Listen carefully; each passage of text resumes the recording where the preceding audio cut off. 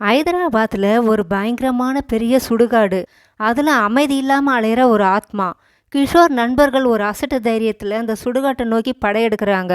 அவங்க உயிரோடு திரும்புவாங்கன்னு நீங்கள் நினைக்கிறீங்களா? வாங்க அவங்க பின்னாடியே போய் பார்க்கலாம்.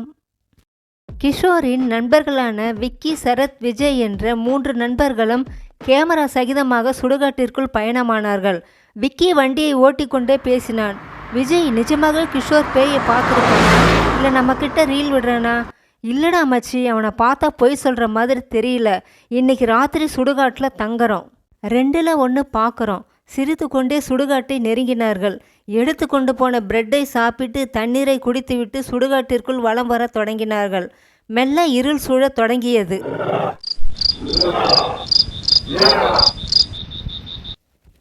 இரவு 10 மணி.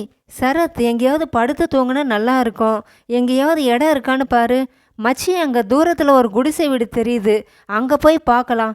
சனியனை தூக்கி பனியனுக்குள்ளே போட்ட மாதிரி அந்த குடிசைக்குள் நுழைந்தார்கள். நம்ம இங்கேயே படுத்து தூங்கிட்டு காலையில் வீட்டுக்கு போகலாண்டா மச்சி.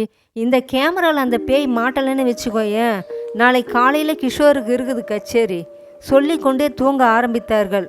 இரவு 12 மணியை நெருங்கி கொண்டிருந்தது. பயங்கரமான இரவு. நாய்களின் ஆக்ரோஷ சத்தம் கேட்டுக்கொண்டே இருந்தது. நன்றாக உறங்கிக் கொண்டிருந்த விக்கியின் தலைமுடியை யாரோ பிடித்து இழுப்பது போல் இருக்கவே திடுக்கிட்டு கண்விழித்தான் விக்கி. பக்கத்தில் அவன் நண்பர்கள் நன்றாக உறங்கிக் கொண்டிருந்தார்கள். குழப்பத்துடன் தூக்கம் வராமல் மறுபடியும் புரண்டு புரண்டு படுத்தான் விக்கி. மேலே இருந்து தொப்பென்று ஏதோ ஒன்று அவர்கள் மேல் வந்து விழுந்தது. அலறி அடித்துக்கொண்டு மூவரும் எழுந்து உட்கார்ந்தார்கள். மொபைலில் டார்ச் ஆன் செய்து விழுந்தது என்னவென்று பார்த்தார்கள். கழுத்து அறுபட்ட ஒரு கோழி.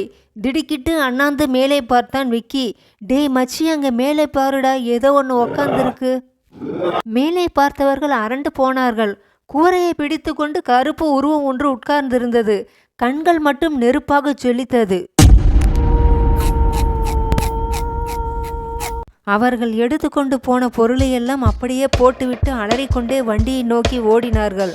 கார் கதவை திறந்த 3 பேரும் வண்டியில் ஏற முயன்றார்கள். ஆனால் இருவர் ஏறியதும் கதவு தானாக மூடிக்கொண்டது. உள்ளே இருந்த நண்பர்கள் கார் கதவை திறக்க முயன்றார்கள். ஆனால் திறக்க முடியவில்லை.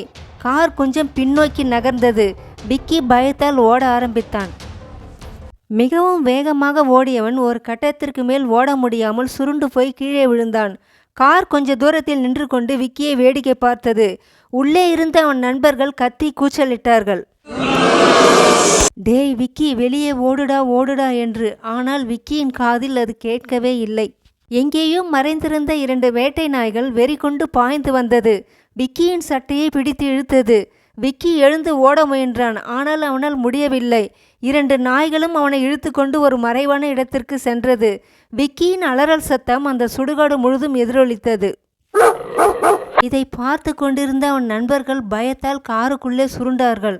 மறுபடியும் கார் வேகமெடுக்க ஆரம்பித்தது. வேகமாக, மிக வேகமாக சென்ற கார் கண்ணிமைக்கும் நேரத்தில் ஒரு புளிய மரத்தின் மீது மோதியது. காலையில் கிஷோர் வீட்டின் முன் ஒரு போலீஸ் வேன் வந்து நின்றது. கிஷோரை விசாரணைக்காக அழைத்து சென்றார்கள்.